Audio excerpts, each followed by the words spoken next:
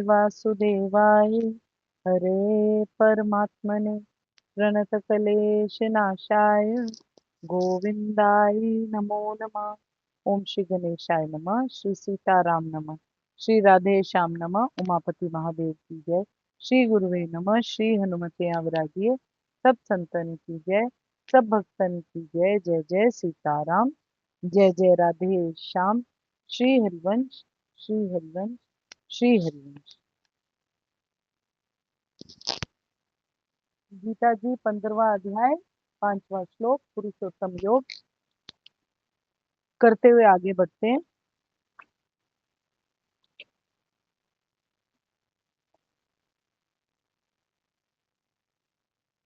राधे जय श्री। जो झूठी प्रतिष्ठा मोह तथा कुसंगति से मुक्त है, जो झूठी प्रतिष्ठा मोह तथा कुसंगति से मुक्त है, जो शाश्वत तत्व को समझते हैं, जिन्होंने भौतिक काम को नष्ट कर दिया है, जो सुख तथा दुख के द्वंद्व से मुक्त हैं और मोह रहित होकर परम पुरुष के शरणागत होना जानते हैं, वे उस शाश्वत राज्य को प्राप्त होते हैं।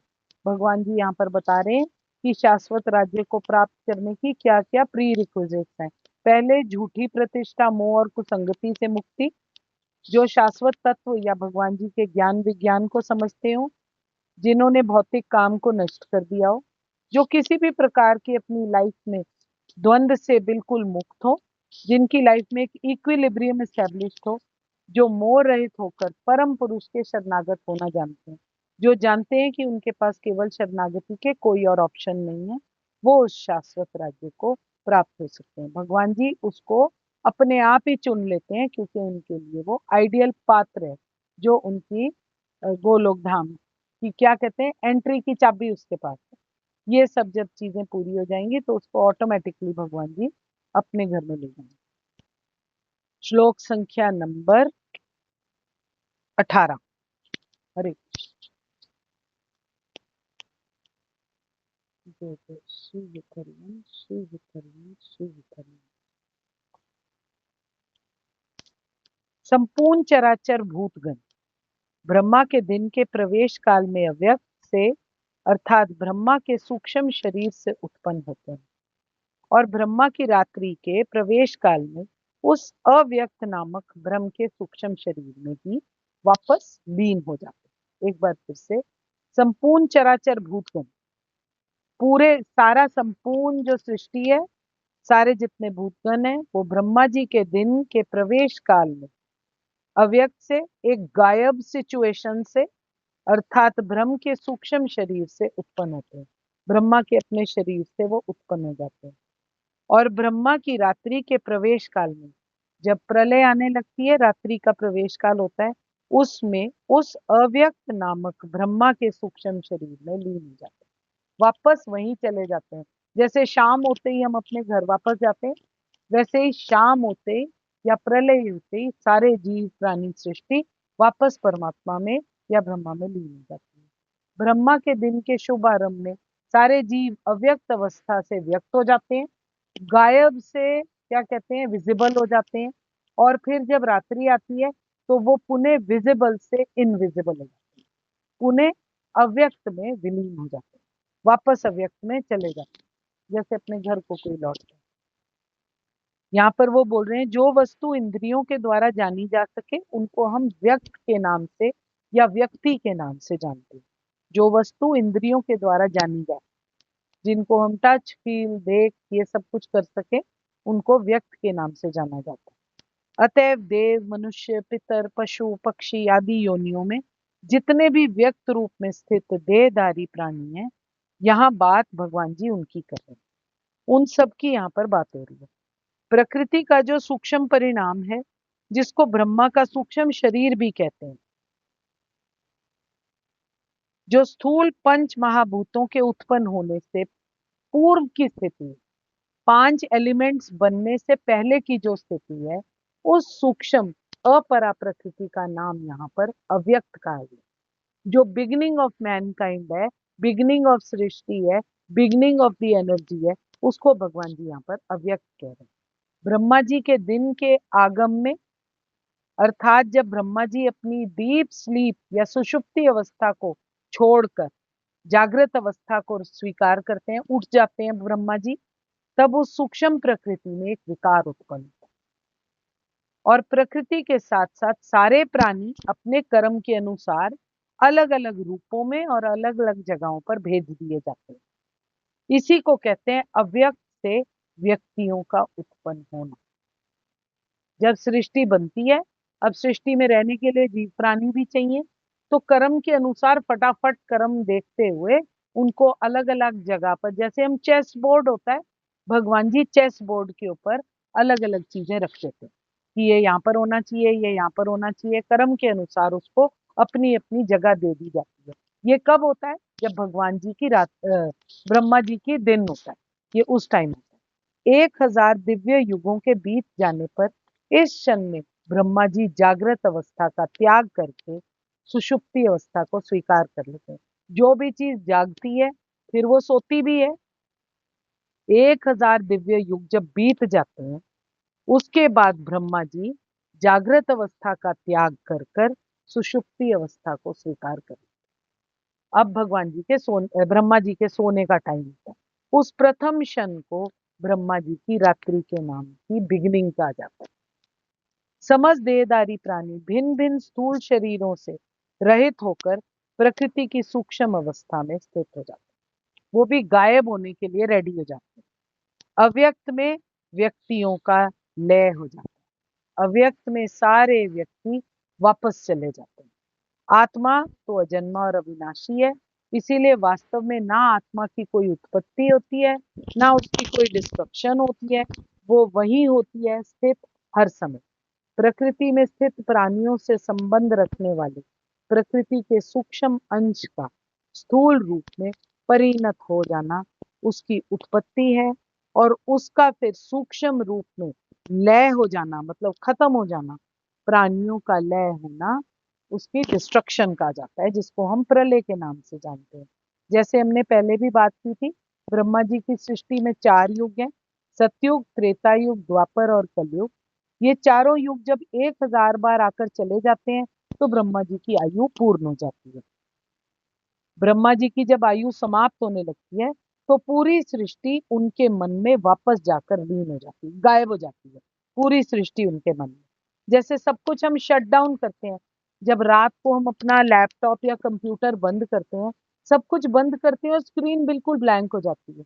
ये वही वाली स्टेज है, बिल्कुल स्क्रीन ब्लैंक हो गई, ब्रह्मा जी गायब, सब कुछ गायब, सृष्टि गायब, प्रलय हो गया, सब कुछ सो रहा है, डीप सुषुप्ति में सब कुछ सो जाता है, सब कुछ खत्म हो जाता है। वैसे ही हमारी सृष्टि हमारे मन में हर रात को सो जाने पर लीन हो जाती है, जिसको हम अपनी डीप स्लीप कहते हैं। फिर उसके बाद पुण्य ब्रह्मा जी के जागने पर ये सृष्टि फिर से बन जाती है। ये साइक्लिक प्रोसीजर, आज जागेगी फिर मरेगी, आज जागेगी फिर खत्म हो जाएगी, फिर जागेगी फिर सो जाएगी, फिर जागेगी फिर सो जाएगी। जब तक कर्म का चक्कर खत्म नहीं होगा, ये बनना और बिगड़ना चलता ही रहेगा। इस सारे बनने और बिगड़ने के चक्र से अलग जो एक चीज है तत्व से, जो कभी नहीं बदलती, वो है हमारे परमात्मा, वो है सच्चिदानंद घन परमात्मा। जो भी व्यक्ति उस परमात्मा को जान लेता है वो स्वयं ही परमात्मा का हो जाता है, उन्हीं में लीन हो जाता है और इस चक्र से बाहर हो जाता है। अब जब तक ये सिचुएशन नहीं आती, जैसे हम कैंडी क्रश खेलते हैं, गेम है कैंडी क्रश फेसबुक पे, हम खेलते रहते हैं, 1 लेवल, 2 लेवल, 3 लेवल, 4 लेवल करते रहते हैं, पार करते रहते हैं। फिर उसके बाद जब हमारी लाइव्स खत्म हो जाती हैं, फिर हमको बिगनिंग से शुरू करना पड़ता है दोबारा। बिल्कुल सेम स्टेज यही है हमारा। जो भी व्यक्ति परमात्मा को जान लेता है वो परमात्मा का हो जाता है और इस चक्कर से बाहर निकल जाता है।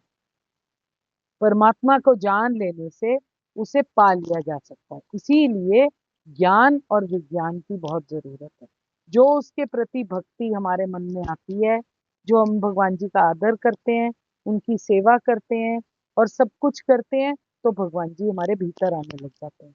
ज्ञान और भक्ति में अल्टीमेटली कोई भी अंतर नहीं रहता, वो सेम चीज होती है। श्लोक संख्या नंबर 19 है ना। हे पार्थ, वही ये भूत समुदाय उत्पन्न हो होकर प्रकृति के वश में हुआ रात्रि के प्रवेश काल में लीन होता है और दिन के प्रवेश काल में फिर उत्पन्न होता है।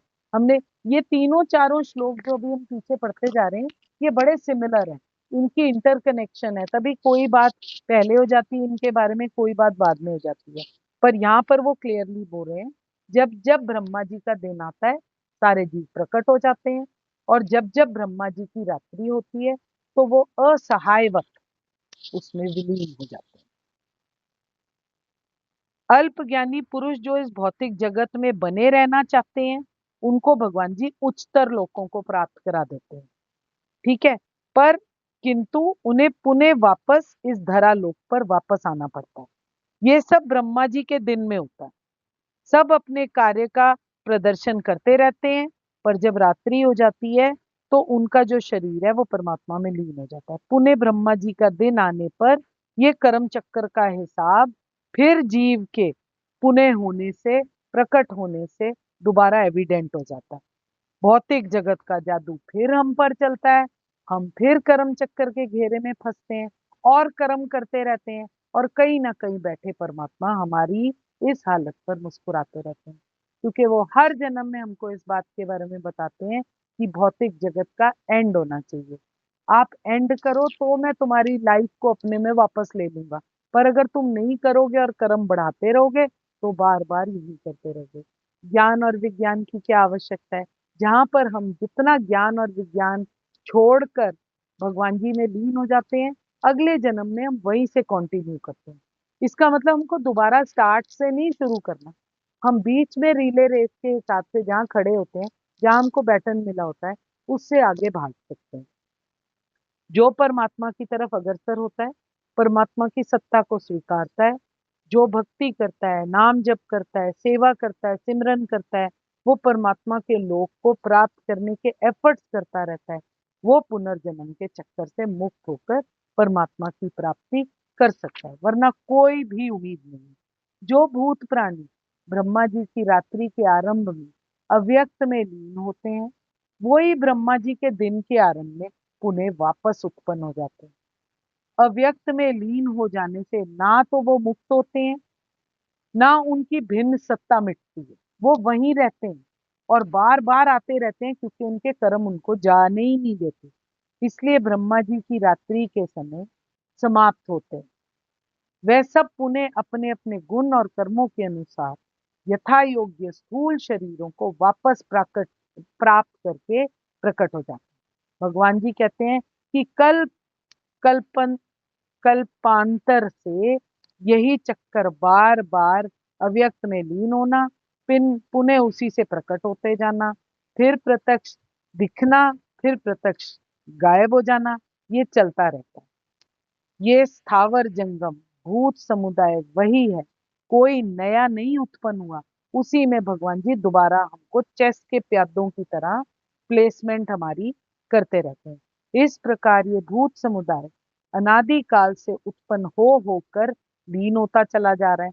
ब्रह्मा जी के आयु के 100 वर्ष पूरे हो जाने पर जब ब्रह्मा जी का शरीर भी मूल प्रकृति में लीन हो जाता है, साथ साथ सारा भूत समुदाय भी उसी में लीन हो जाता है। तब भी इस चक्कर का अंत नहीं होता, ये उसके बाद फिर से पुनः उत्पन्न होता है। जब तक प्राणी को परमात्मा की प्राप्ति नहीं हो जाती, वो बार बार इसी प्रकार उत्पन्न हो होकर प्रकृति में लीन होता रहता है।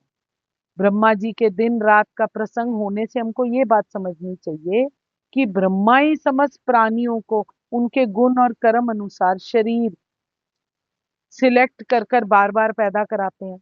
महाप्रलय के बाद जिस समय ब्रह्मा जी की उत्पत्ति नहीं होती, उस समय तो सृष्टि की रचना कौन करता है?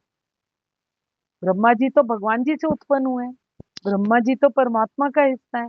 तो उस समय कौन सृष्टि को उत्पन्न करता है? हमारे परमात्मा करते हैं। परंतु ब्रह्मा जी के उत्पन्न होने के बाद भगवान जी वो रिस्पॉन्सिबिलिटी किसको देते हैं? ब्रह्मा जी को देते हैं कि अब आप ये रिस्पॉन्सिबिलिटी समेटो और आप सृष्टि को प्रकट करो। जय जय सीताराम, जय जय राधे श्याम, कृष्णाय वासुदेवाय, हरे परमात्मने प्रणतकलेशनाशाय गोविंदाय नमो नमः। ओम श्री गणेशाय नमः। श्री सीताराम। श्री राधे श्याम। जय जय श्री हित हरिवंश। श्री हित हरिवंश। श्री हित हरिवंश। मैं आपके हृदय प्रेम प्रभु को नमस्कार करती हूँ। अगर मुझसे कोई भूल त्रुटि है तो कृपया मुझको क्षमा कीजिए। जय जय सीताराम। जय जय राधे श्याम।